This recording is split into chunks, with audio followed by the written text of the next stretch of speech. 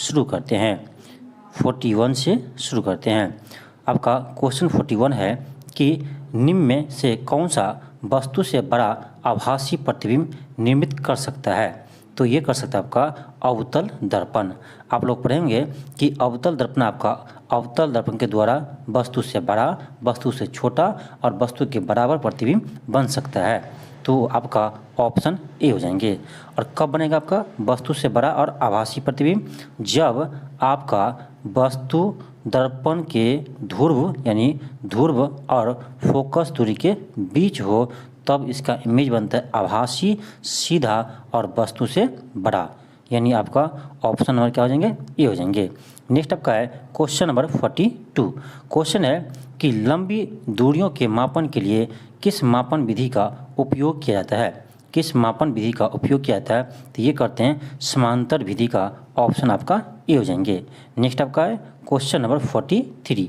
Question है कि किसी वस्तु को केंद्र से बाहर की ओर झुकने अथवा धकेलने के लिए कार्य करने वाला बल कहलाता है। तो ये कहलाता है आपका अपकेंद्रीय बल। देखिए ये आपका सर्कुलर पाथ है। यदि आपका केंद्र की ओर फोर्स लग रहा है तो उसको हम कहते हैं अभिकेंद्रीय बल, और केंद्र से बाहर की ओर लगते हैं तो उसे हम कहते हैं अपकेंद्रीय बल। तो आपका यहाँ पर अपकेंद्रीय बल लगेंगे, यानी आपका ऑप्शन नंबर सी हो जाएंगे। नेक्स्ट आपका है क्वेश्चन नंबर 44। क्वेश्चन है कि ध्वनि किस माध्यम से गुजर नहीं सकती है। तो ये आपका निर्वात से नहीं गुजर सकती है, क्योंकि ध्वनि आपका ये किसी न किसी माध्यम में ही आपका गुजरती है। यानी ध्वनि के गमन के लिए आपका माध्यम की आवश्यकता होती है, इसलिए आपका निर्वात में ये गमन नहीं करती है। एक चीज़ और याद रखिएगा, आपका जो ध्वनि होता है वो सबसे अधिक स्पीड इसका होता है ठोस में, इसके बाद से होता है आपका द्रव में, और सबसे कम स्पीड होता है आपका गैस में। इससे भी आप याद रखिएगा। और ध्वनि किस मापते हैं? डेसिबल में। किससे मापते हैं? डेसिबल में। इसे भी आप याद रखिएगा। एक चीज़ और, आपका ध्वनि कैसा तरंग है? तो ये आपका अनुदैर्घ्य तरंग है। कैसे? आपका अनुदैर्घ्य तरंग है, यानी लॉन्गिट्यूडिनल वेव है। कैसा है? लॉन्गिट्यूडिनल वेव है। नेक्स्ट आपका क्वेश्चन नंबर 45। अब देखिए इसमें आपको क्या करना है? मैच करना है। तो इधर आपका यानी एक साइड दिया क्या आपका, एक में है कार्य वर्क, तो वर्क का ऐसे मतलब क्या होता है? आपका जूल होता है, यानी एक 1 का डी हो जाएंगे।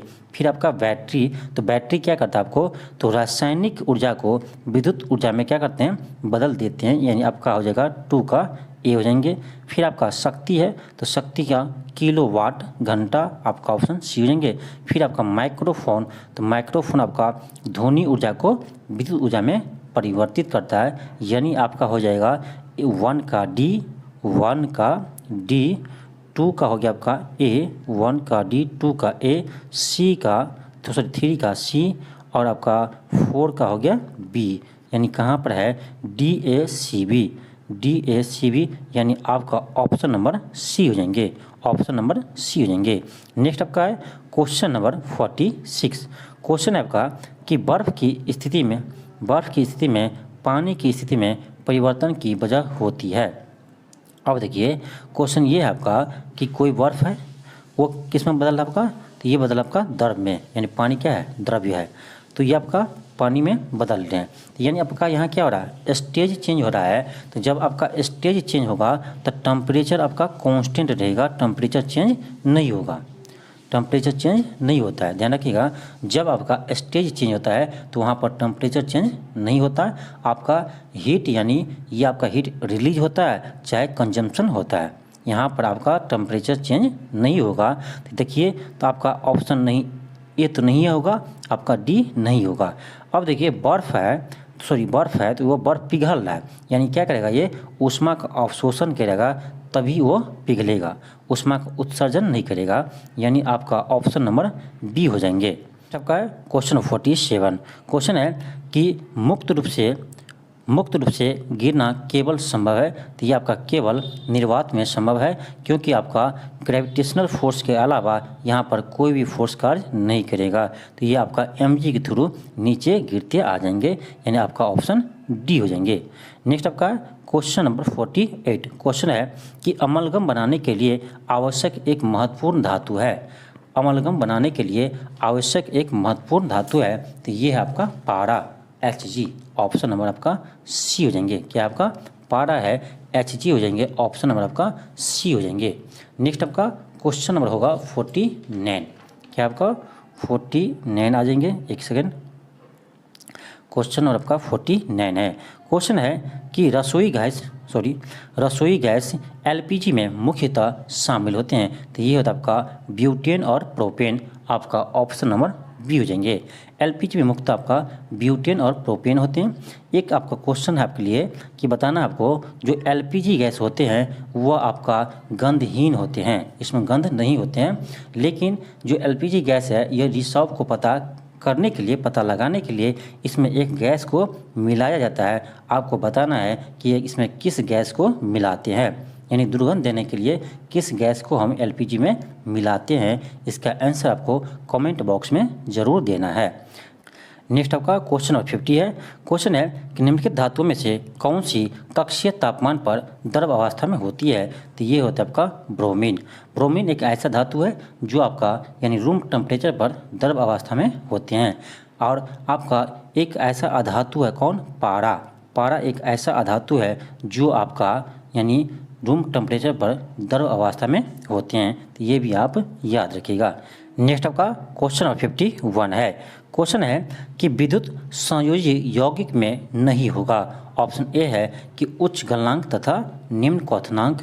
ऑप्शन बी है उच्च परावैद्युत स्थिरांक। सी है उच्च गलनांक तथा उच्च क्वथनांक। फिर आपका डी है उच्च ध्रुवीयता। यानी आपका इसमें करना कौन सा गलत है, तो आपका देखिए डी सही है, सी भी सही है, बी भी सही है, आपका ए जो है गलत है। इसका उच्च गलनांक और उच्च क्वथनांक भी होता है, यहाँ जबकि दिया गया निम्न क्वथनांक, तो आपका ऑप्शन ए हो जाएंगे। नेक्स्ट आपका क्वेश्चन नंबर 52 है। क्वेश्चन है कि कांसा मिश्र धातु है, यानी किसका मिश्र धातु है, तो ये है आपका तांबा और टीन का। कांसा किससे बनते हैं, तांबा और टीन से मिलकर कांसा बनते हैं। यानी कांसा किसका मिश्र धातु है, तो तांबा और टीन का। आप याद रखिएगा तांबा और जस्ता किसका है, तो ये आपका पीतल का मिश्र धातु है। कौन सा है, तांबा और जस्ता मिलकर क्या बनते हैं, पीतल। तो पीतल आपका तांबा और जस्ता का मिश्र धातु है, ये आप याद रखिएगा। एक चीज़ और याद रखिए, आपका जो फ्यूज तार होते हैं वो आपका किसका बना होता है, तो ये बना होता है आपका शीशा और टीन का। शीशा और टीन से बना होता क्या, फ्यूज तार, ये भी आप याद रखिएगा। नेक्स्ट आपका क्वेश्चन नंबर 53। क्वेश्चन है कि पायस किससे मिलकर बनता है, तो ये बनता है आपका दो द्रवों से मिलकर पायस बनता है। आपका ऑप्शन सी हो जाएंगे। नेक्स्ट आपका क्वेश्चन नंबर 54। क्वेश्चन है कि द्रव्यमान और भार के बारे में निम्नलिखित में से क्या सही है। द्रव्यमान देखिए आपका द्रव्यमान यानी किसी का जो भार होता है आपका, जैसे मास है, मास बोलते हैं 10 kg 15 kg, ये आपका क्या है, द्रव्यमान है। लेकिन इसका भार जो होता है, वेट होता है, इसमें हम m गुने g, यानी इसमें ग्रेविटेशनल फोर्स से क्या करेंगे, ग्रेविटेशनल एक्सेलरेशन से क्या करेंगे, गुना कर देंगे, तो ये क्या आ जाएगा, ये आ जाएगा वेट, भार। ये m क्या आपका द्रव्यमान है। तो याद रखिएगा आपका द्रव्यमान एक अदिश राशि है, जबकि आपका भार एक सदिश राशि है। यानी आपका द्रव्यमान स्केलर क्वांटिटी है और आपका भार यानी वेट क्या है, वेक्टर क्वांटिटी है। क्या आपका वेक्टर क्वांटिटी है। तो आपका क्या हो जाएगा इसमें, ऑप्शन नंबर डी हो जाएंगे कि द्रव्यमान एक अदिश राशि है और भार एक सदिश राशि है। इतना ही अंतर नहीं है। आपका ये भी ध्यान रखिए कि किसी भी बॉडी को, किसी भी वस्तु को, हम बॉडी को कहीं भी ले जाएंगे तो आपका द्रव्यमान कभी चेंज नहीं होगा। क्या चेंज नहीं होगा, द्रव्यमान कभी चेंज नहीं होगा। लेकिन किसी वस्तु का आप पृथ्वी से चंद्रमा पर लेकर चला जाइए तो आपका द्रव्यमान चेंज तो नहीं होगा, लेकिन इसका वेट क्या होगा, भार क्या होगा, चेंज हो जाएगा। क्योंकि यहाँ पर वेट क्या लगता है आपका, पृथ्वी पर किसी वस्तु पर वेट क्या लगता है, m गुने g लगता है। वही आप जब चंद्रमा पर जाइएगा तो यहाँ पर आपका वेट लगेंगे m × g/6, क्योंकि वहाँ पर ग्रेविटेशन होता है पृथ्वी के 1/6 भाग। तो आप देखिए क्या हो गया, घट गया। यानी किसी वस्तु को हम पृथ्वी से चंद्रमा पर ले जाएंगे तो उसका भार क्या होगा, कम हो जाएगा, लेकिन द्रव्यमान चेंज नहीं होगा। द्रव्यमान चेंज नहीं होगा। ऐसे नहीं है कि 10 केजी किसी यानी वस्तु का आपका द्रव्यमान कहाँ है, पृथ्वी पर है, तो वो चंद्रमा पर ले जाएंगे तो वहाँ 15 केजी होगा या 8 केजी हो जाएगा। नहीं, 10 केजी यहाँ है तो कहीं भी आपका 10 केजी ही होगा, 10 केजी ही होगा। यानी द्रव्यमान कहीं भी ले जाने पर चेंज नहीं होता है, लेकिन आपका भार क्या होता है, वो चेंज होता है। ये आप याद रखिएगा। नेक्स्ट आपका है क्वेश्चन नंबर 55। क्वेश्चन है कि एक यंत्र जिसका उपयोग विद्युत परिपथ में विद्युत धारा को मापने के लिए करते हैं, ये करते किसका, एमीटर का। ऑप्शन आपका डी हो जाएंगे। और एक चीज़ आपको बताना है कि विद्युत धारा का एसआई मात्रक क्या होता है, तो ये होता है आपका एम्पियर। क्या होता है आपका, तो एम्पियर होते हैं, यानी विद्युत धारा का एसआई मात्रक एम्पियर होते हैं। आपके लिए एक क्वेश्चन है, आपको ये बताना है कि जो आपका एमीटर होते हैं वो आपका विद्युत परिपथ में किस क्रम में जोड़ते हैं। आप पढ़े होंगे, यानी आपका समांतर क्रम और श्रेणी क्रम। तो आपको बताना है कि एमीटर को घरेलू परिपथ में किस क्रम में जोड़ते हैं, समांतर क्रम में या श्रेणी क्रम में। आप इसका जवाब कमेंट बॉक्स में आपको देना है। नेक्स्ट आपका है क्वेश्चन नंबर 56। क्वेश्चन है कि महिलाओं में निषेचित अंडा के स्तर में प्रत्यारोपित हो जाता है, तो ये हो जाता है आपका गर्भाशय में। कहाँ होते हैं, गर्भाशय में। आपका ऑप्शन डी हो जाएंगे। नेक्स्ट आपका क्वेश्चन नंबर 57। क्वेश्चन है आपका 57 है आपका कि निश्वसन द्वारा होता है, तो ये होता है आपका फेफड़े की अवस्फीति। ऑप्शन नंबर आपका बी हो जाएंगे, फेफड़े की अवस्फीति। नेक्स्ट आपका है क्वेश्चन नंबर 58। क्वेश्चन है से यानी शोषण के दौरान ऊर्जा प्राप्त होती है, यानी शोषण के दौरान किससे ऊर्जा प्राप्त होती है, ऑक्सीजन से या हाइड्रोजन से या ग्लूकोज से, या ग्लूकोज के जलने पर, वही मतलब हुआ ऑक्सीजन के जलने से या हाइड्रोजन के जलने से या ग्लूकोज के जलने से।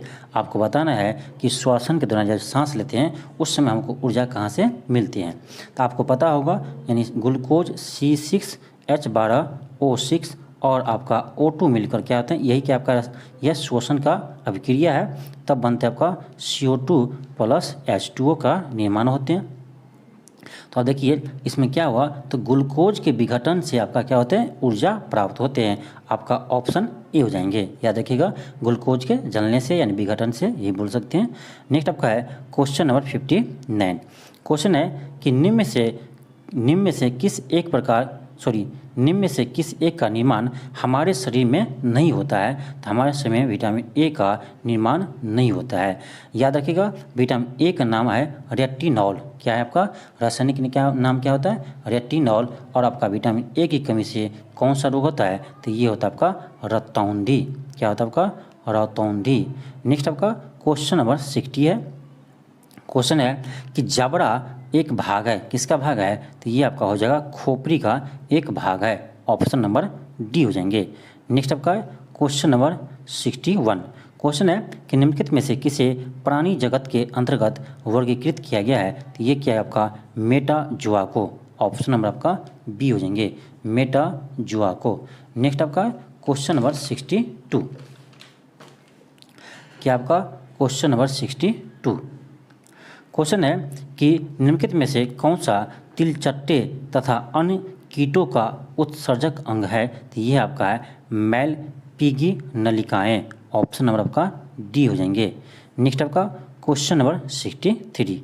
क्वेश्चन है कि लाल शैवाल आमतौर पर पाए जाते हैं, तो ये पाया जाता है आपका जलीय निकायों में। आपका ऑप्शन डी हो जाएंगे। नेक्स्ट आपका 64। क्वेश्चन है आपका कि मृगी से शरीर का कौन सा अंग प्रभावित होता है, तो ये होता है आपका मस्तिष्क। ऑप्शन आपका ए हो जाएंगे। क्या प्रभावित होता है आपका, मस्तिष्क होते हैं। आपका ऑप्शन ए हो जाएंगे। याद रखिएगा, मस्तिष्क का वेट कितना था आपका, तो ये होता है लगभग 1400 ग्राम। कितना था, लगभग 1400 ग्राम।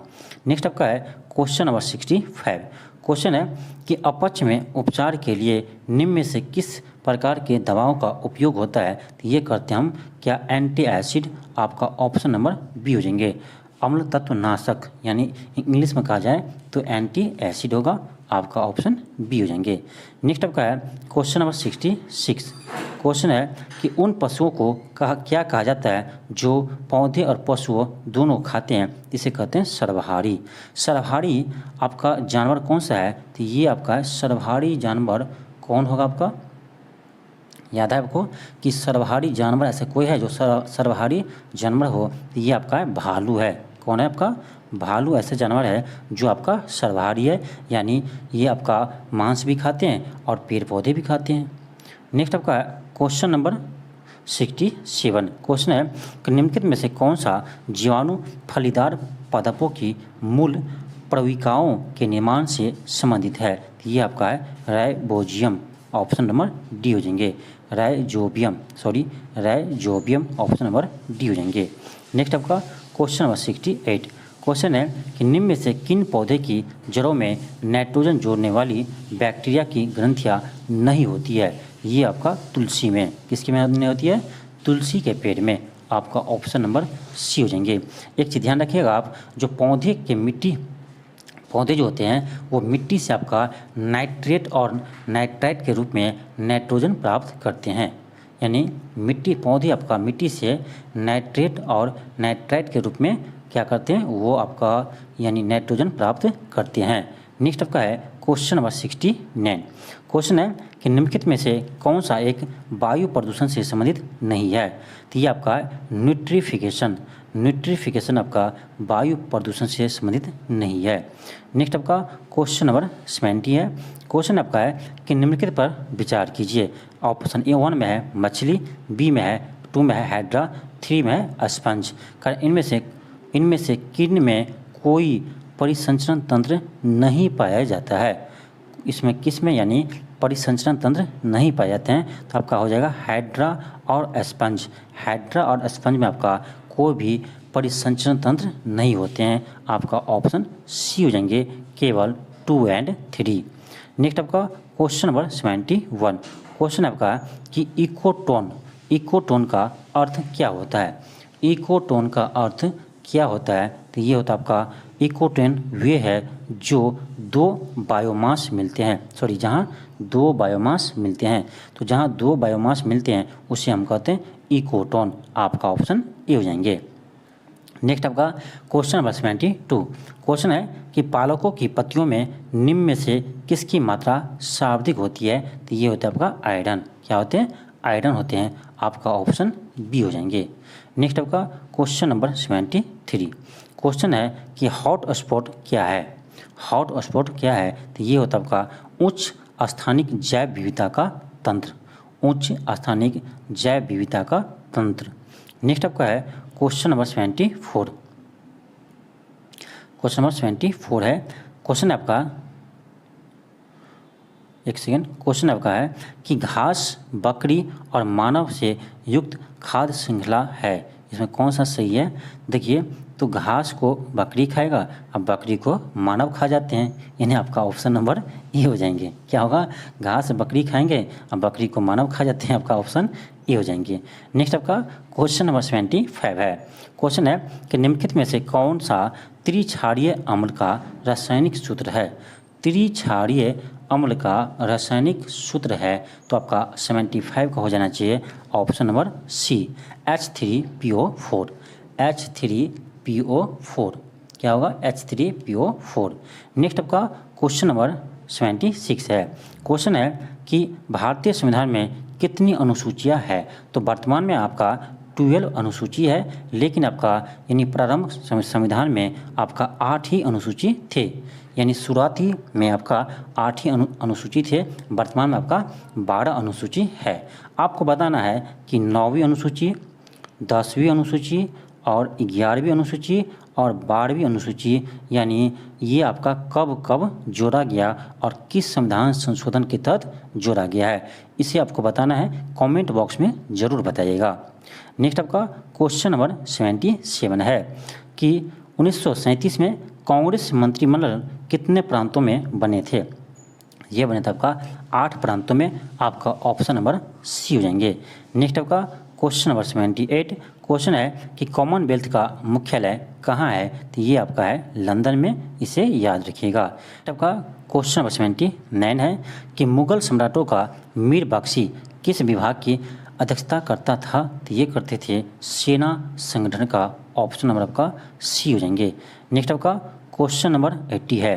क्वेश्चन है कि चेन्नई को दक्षिण पश्चिम मानसून से अन्य स्थानों की अपेक्षा कम वर्षा मिलती है, क्योंकि ऑप्शन ए है चेन्नई बहुत गर्म और नमी को संधारित नहीं होने देता है, गलत आपका। बी है कि वे अपतट पवने हैं, ये भी आपका गलत है। सी है कि मानसून कोरमंडल तट के समांतर चलते हैं, ये आपका बिल्कुल सही है। मानसून कोरमंडल तट के समांतर चलते हैं। नेक्स्ट आपका है क्वेश्चन नंबर 81। क्वेश्चन है कि निम्नलिखित में से कौन 19वीं शताब्दी के भारत में सामाजिक सुधार आंदोलन का अग्रगामी था? ये था आपका राजा राममोहन राय। इसीलिए राजा राममोहन राय को भारत के पुनर्जागरण का पिता कहते हैं। इसीलिए आपका भारत के पुनर्जागरण का पिता कहते हैं राजा राममोहन राय को। आपसे एक क्वेश्चन है कि राजा राममोहन राय को राजा की उपाधि किसने दिया था? क्वेश्चन ध्यान से सुनिए। क्वेश्चन ये है आपको ये बताना है आपको कि राजा राममोहन राय को राजा की उपाधि किसने दिया था। इसका जवाब आप जरूर कमेंट बॉक्स में दीजिएगा। नेक्स्ट आपका क्वेश्चन नंबर 82 है। क्वेश्चन है कि जीविका प्रकार की खेती अपनाई जाती है। जीविका प्रकार की खेती अपनाई जाती है यानी ये कहाँ पर अपनाई जाती है? तो ये आप अपनाते हैं डेल्टाई क्षेत्र में। ऑप्शन नंबर आपका ए हो जाएंगे, डेल्टाई क्षेत्र में। और आपका जो भारत के पूर्वी राज्य है वहाँ पर झूम कृषि अपनाई जाती है। कौन? झूम कृषि। नेक्स्ट आपका क्वेश्चन नंबर 83 है। क्वेश्चन है कि एक ही समय में कंपन करने वाले स्थानों को जोड़ने वाली रेखाओं की श्रृंखला को क्या कहते हैं? इसे कहते हैं सभूकंप रेखाएं। ऑप्शन नंबर आपका ए हो जाएंगे। नेक्स्ट आपका क्वेश्चन नंबर 84 है। क्वेश्चन है कि निम्न में से कौन सा मंडल सर्वाधिक गर्म होता है? तो ये होता है आपका क्षोभ मंडल। क्या होते हैं आपका? क्षोभ मंडल। जितना भी आपका बादल होते हैं, बारिश होते हैं, जो भी होता है आपका, ये क्या होता है आपका? क्षोभ मंडल में घटित होता है। याद रखिएगा आपका समताप मंडल में आपका ओजोन परत पाए जाते हैं। क्या पाया जाता है आपका? ओजोन परत समताप मंडल में पाए जाते हैं। और जो आपका आयन मंडल है ये आपका जो आपका आयन मंडल है तो आपका आयन मंडल में सैटेलाइट भेजे जाते हैं। वो आपका सैटेलाइट और के लिए यानी उसको हम कहते हैं क्या? यानी कम्युनिकेशन सिस्टम के लिए आपका आयन मंडल उपयुक्त होते हैं। ये भी आप याद रखिएगा। नेक्स्ट आपका है क्वेश्चन नंबर 85। क्वेश्चन है कि दक्षिण अमेरिका महाद्वीप में एक प्रमुख देश ब्राज़ील की राजधानी कहाँ है? तो ये आपका है ब्राज़ीलिया। ब्राज़ील की राजधानी कहाँ है? ब्राज़ीलिया। याद रखिएगा आपका क्योटो। ये क्योटो किसका राजधानी है? तो ये आपका इक्वाडोर की राजधानी कहाँ? क्योटो। ये जो आपका है ब्यूनस आयर्स ये आपका अर्जेंटीना की राजधानी है। ये आपका है सेंटियागो। तो सेंटियागो याद रखिएगा चिली की राजधानी है सेंटियागो। नेक्स्ट आपका क्वेश्चन नंबर आपका है 86। क्वेश्चन है कि मार्मागुआ बंदरगाह किस राज्य में स्थित है? तो ये आपका गोवा में है। ऑप्शन नंबर आपका बी हो जाएंगे। नेक्स्ट आपका क्वेश्चन नंबर 87 है। क्वेश्चन है कि महासागरों की सतही जल का औसत तापमान लगभग कितना होता है? तो ये होता है आपका 17 डिग्री सेल्सियस। ऑप्शन आपका डी हो जाएंगे। नेक्स्ट आपका क्वेश्चन नंबर 88। क्वेश्चन देखिए स्थानांतरित कृषि का स्थानीय नाम डाहिया कहाँ पर है? डाहिया कहाँ पर है? तो ये आपका है मध्य प्रदेश में। यानी मध्य प्रदेश में स्थानांतरित कृषि को क्या कहते हैं? डाहिया के नाम से जाने जाते हैं। देखिए आपका वही आपका हुआ झारखंड। तो झारखंड में जानते हैं आपका क्या? कुरवा। क्या किस नाम जानते हैं? तो कुरवा नाम से झारखंड में जानते हैं। नेक्स्ट आपका क्वेश्चन नंबर 89 है। क्वेश्चन है कि स्वतंत्र भारत में देश की प्रथम औद्योगिक नीति की घोषणा किस वर्ष की गई थी? तो यह क्या था आपका? 1948 में। ऑप्शन आपका बी हो जाएंगे। याद रखिएगा उस समय आपका जो उद्योग मंत्री थे वो थे आपका श्यामा प्रसाद मुखर्जी। नेक्स्ट आपका क्वेश्चन नंबर 90 है। क्वेश्चन है कि भू राजस्व के लिए अस्थायी बंदोबस्त प्रणाली किसके द्वारा लागू किया गया था? तो ये क्या था आपका? Lord Cornwallis. कब किया था? 1793 ईस्वी में। कहाँ किया था? तो बंगाल बिहार उड़ीसा क्षेत्र में लागू किया था 1793 ईस्वी में। नेक्स्ट आपका क्वेश्चन नंबर 91 है कि पक्षाव शब्द से क्या तात्पर्य है? तो ये हो जाएगा एक ऊंचा बादल। ऑप्शन नंबर सी हो जाएंगे। नेक्स्ट आपका क्वेश्चन नंबर 92 है। क्वेश्चन है कि निम्न में से कौन सा कथन सत्य है। तो 1 है आपका कि दक्षिणी सीमांत क्षेत्र में क्वार्जाइट चट्टानों सूखर पीठ के रूप में विकसित हुई, बिल्कुल सही है। 2 है आपका कि सोन नदी कैमूर के पठार को छोटा नागपुर पठार से अलग करती है, ये भी सही है आपका। 3 है कि कैमूर के पठार में बलुआ पत्थर प्राप्त होते हैं, ये भी सही है। यानी आपका ऑप्शन सी हो जाएंगे 1, 2 एंड 3। नेक्स्ट आपका क्वेश्चन नंबर 93 है। क्वेश्चन है कि पंचतंत्र को किसने लिखा था, तो ये लिखा है आपका विष्णु शर्मा, ऑप्शन बी हो जाएंगे। नेक्स्ट आपका 94 क्वेश्चन है कि कंबोडिया के किस शासक ने प्रसिद्ध अंकोर वाटिका मंदिर का निर्माण करवाया था, तो ये करवाया था आपका सूर्यवर्मन द्वितीय ने करवाया था। नेक्स्ट आपका है क्वेश्चन नंबर 95।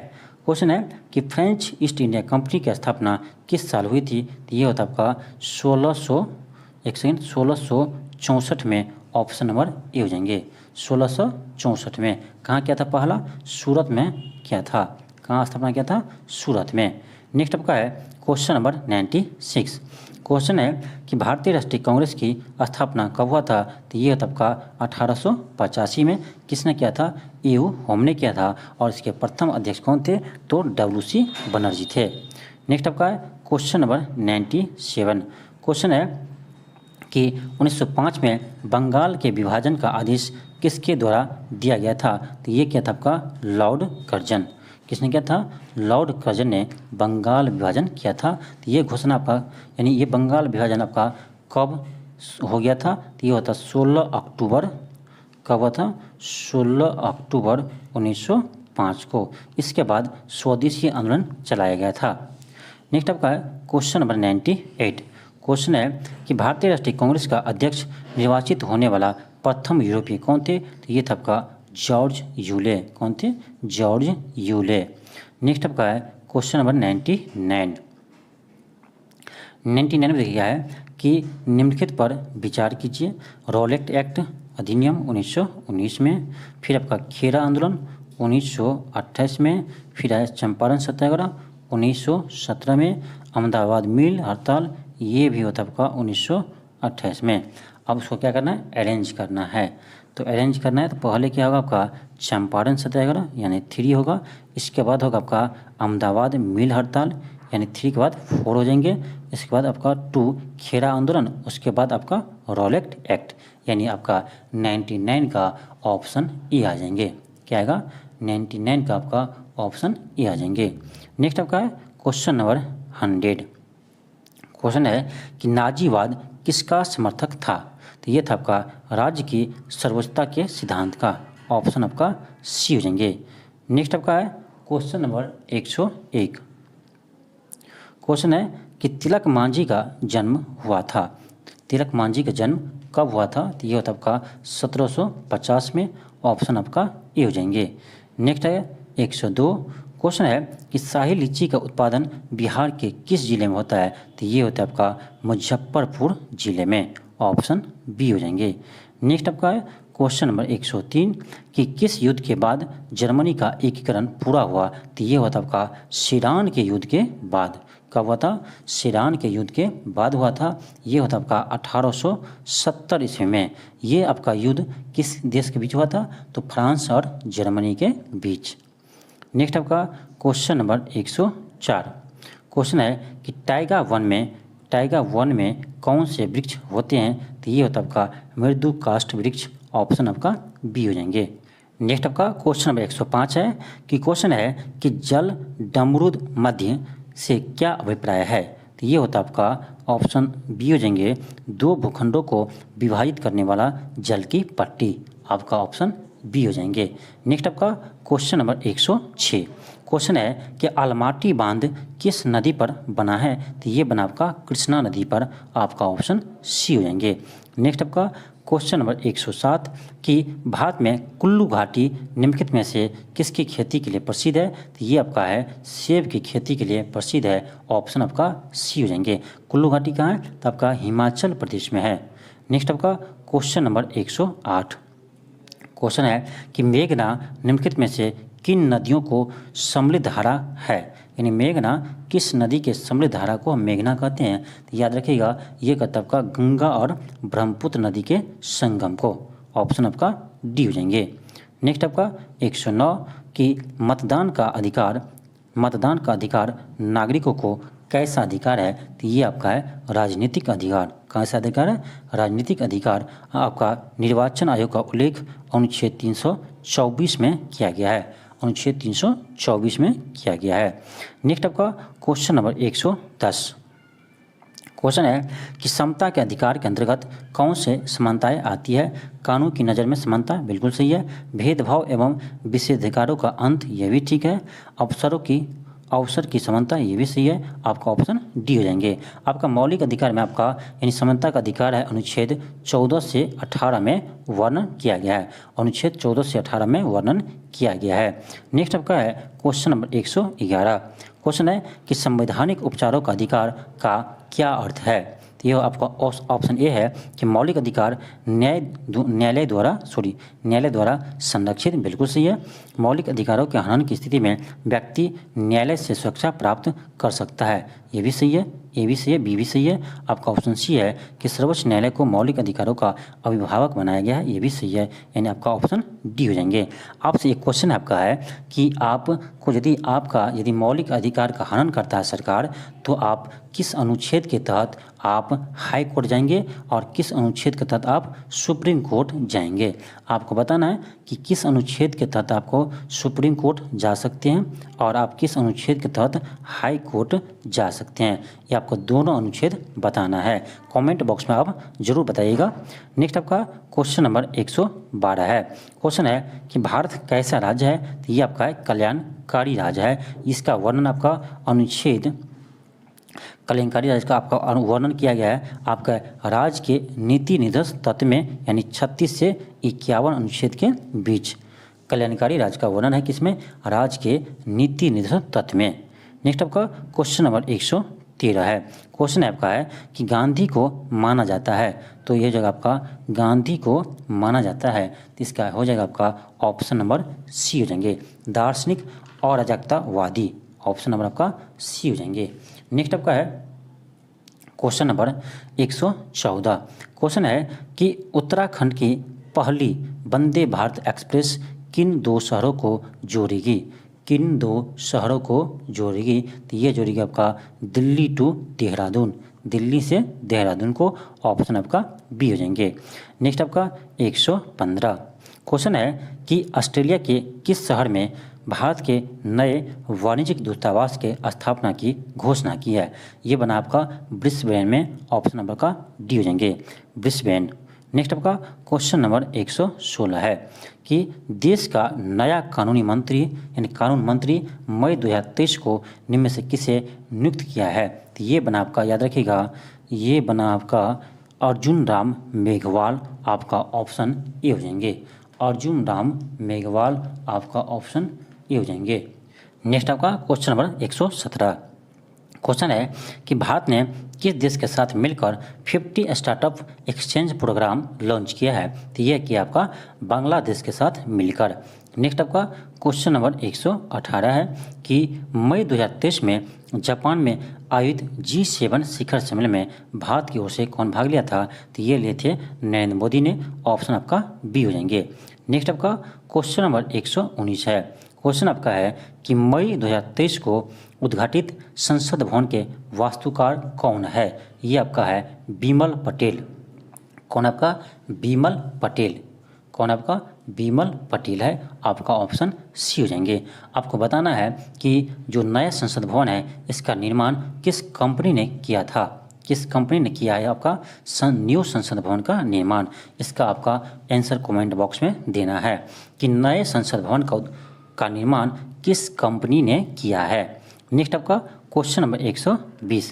क्वेश्चन है कि Modi shaping a global order in flux के लेखक कौन है। इसका लेखक कौन है। तो ये आपका S Jaishankar, doctor S Jaishankar है, जो अभी वर्तमान में भारत के विदेश मंत्री है। आपका ऑप्शन डी हो जाएंगे। तो ये था